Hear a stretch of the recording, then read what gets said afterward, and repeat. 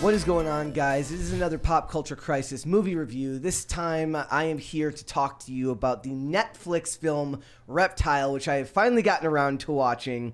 Now, I'll be completely honest, I was actually fairly excited for this film when the trailer initially came out, but I have generally low expectations for most of Netflix's fare these days. Extraction 2 lived up to my expectations, but just about everything else that they've put out this last year, at least in the genres that I'm interested in, just haven't really done it for me personally, other than Extraction 2. That last one with Gal Gadot was bad. At least for me, it was bad. And in this film, this stars Benicio del Toro as a detective who is investigating the death of a woman who is the girlfriend of Justin Timberlake's character, who's a real estate developer. He's like a real estate agent. And as he's uncovering what happened in this crime, he also uncovers a deeper mystery with other people in the police department that he works in. And I think that that's where this movie really runs into the most trouble. I think Grant Singer, who's the director of this film, who had, from what I could tell, had mostly music video credits to his name. The problem is the pace on this film is unbelievably slow and almost comically serious.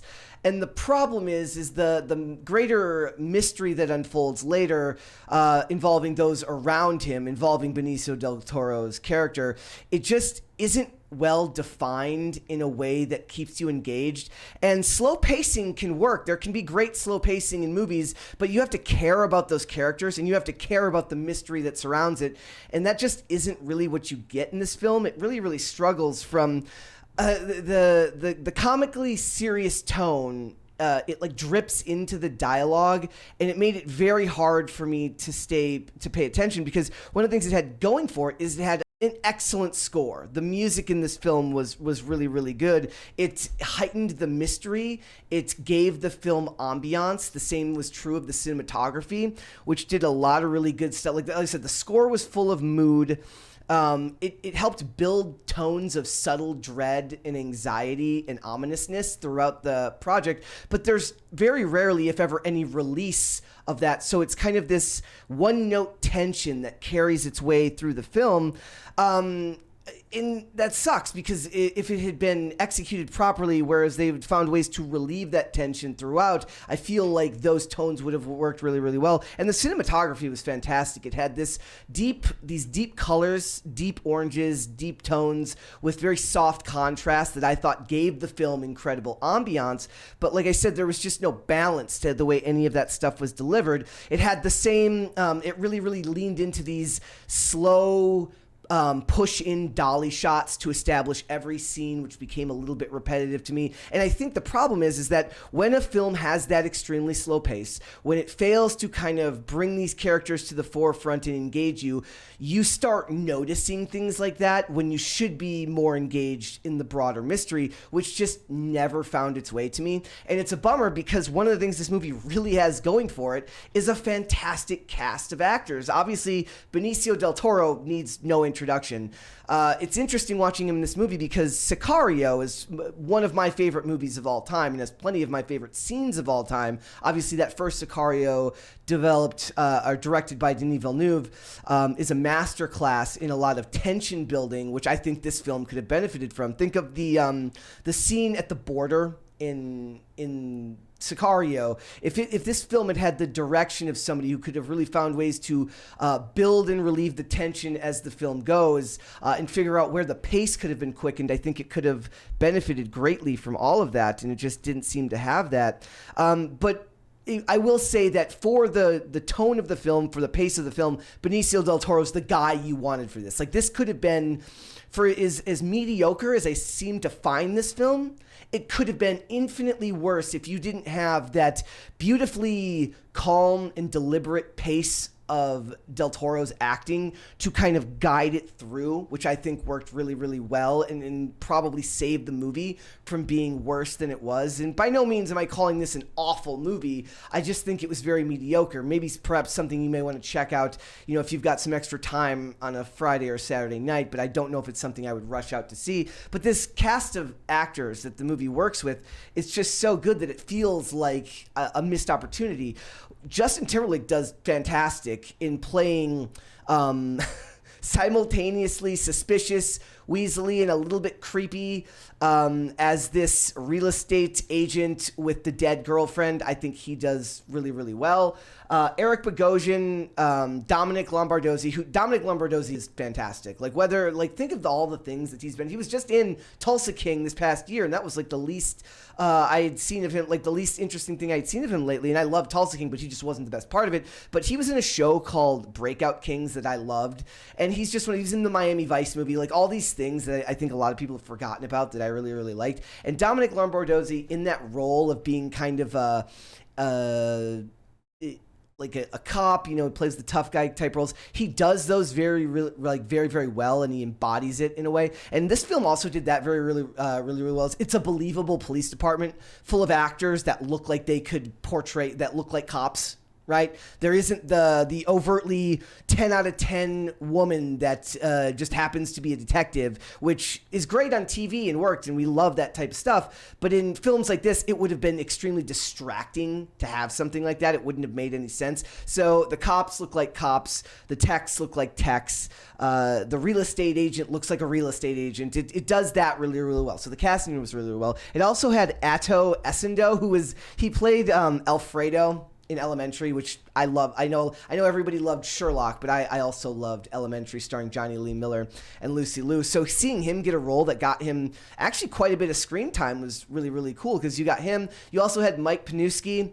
And these guys, they're veteran television actors. So I like seeing them get roles like this. It's one of the bummers that we're going to have when this streaming bubble finally does burst, which it already has as the strike has ended. We're going to see a lot. I feel like we're going to lose out on the opportunity to see a lot of these amazing television actors get more roles like this, because they are going to have to belt tighten. As much as I want them to belt tighten and focus on quality rather than quantity, I will kind of lament the loss of some of these roles that might happen for some of these great television actors who may not get these roles on, larger budget Netflix or Amazon movies as it comes out. It also had an actor named Michael Beasley.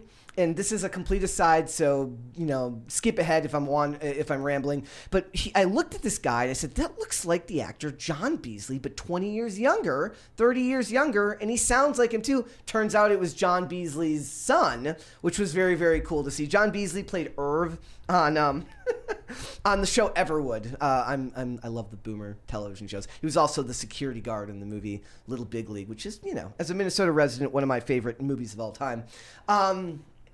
So the cinematography matched with the tone very, very well, but I just think that the pacing was too slow, and it really, really did lose out on a director that could have done a better job of pushing it forward and finding more interesting places to put things. Because by the time you get to the end of this film and you see Benicio del Toro's character unravel the mystery and get through to the end, what you're asking yourself is like why, in a lot of ways, it's kind of like, why do I care? And you're almost confused in a way.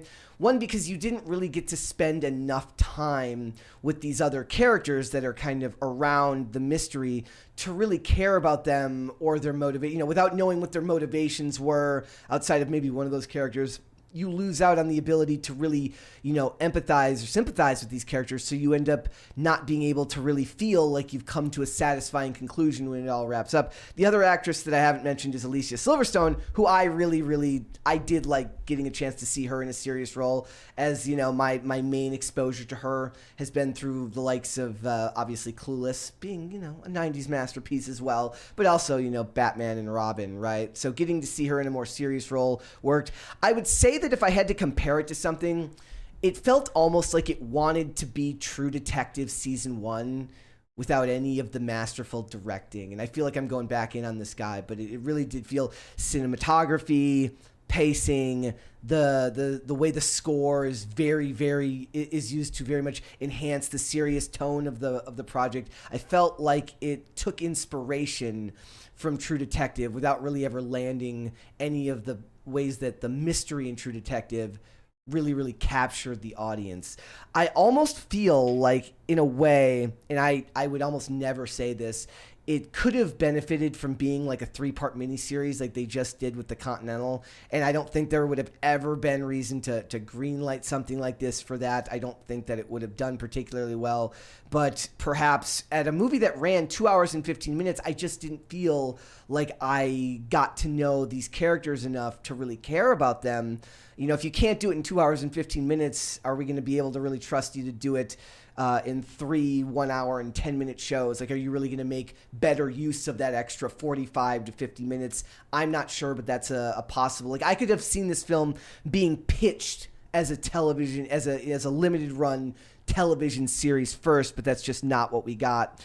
Yeah, I just I can't say that I recommend it. That I can't recommend that you go out and like look for this immediately and go check it out. But if you do like, you know, kind of mysteries that have a lot of ambiance, if you like that kind of moody, serious, very almost overly serious cop drama, I think this is something that might be worth checking out if you got extra time on a Saturday night. But otherwise, guys, go out, watch Sicario instead. That is Benicio del Toro at his finest. I would say go out and watch that one instead. Can't say I recommend that this be something you go and check out right away. So, guys, thanks for watching. I'm going to be back soon with more Pop Culture Crisis movie reviews. We've got The Marvels coming up soon. Obviously, we've got Aquaman coming up soon. Five Nights at Freddy's. There's a bunch of stuff we're going to be checking out. So, if you have not subscribed to this channel, we'll be back with more movie reviews and episodes of Pop Culture Crisis Monday through Friday at 3 p.m. Eastern Standard Time right here on YouTube. See you then, guys. Bye. Thanks for watching. Listen to full episodes of Pop Culture Crisis on Spotify. Keep up with us on social media and make sure you subscribe and ring that bell so you never miss the show. Bye, guys.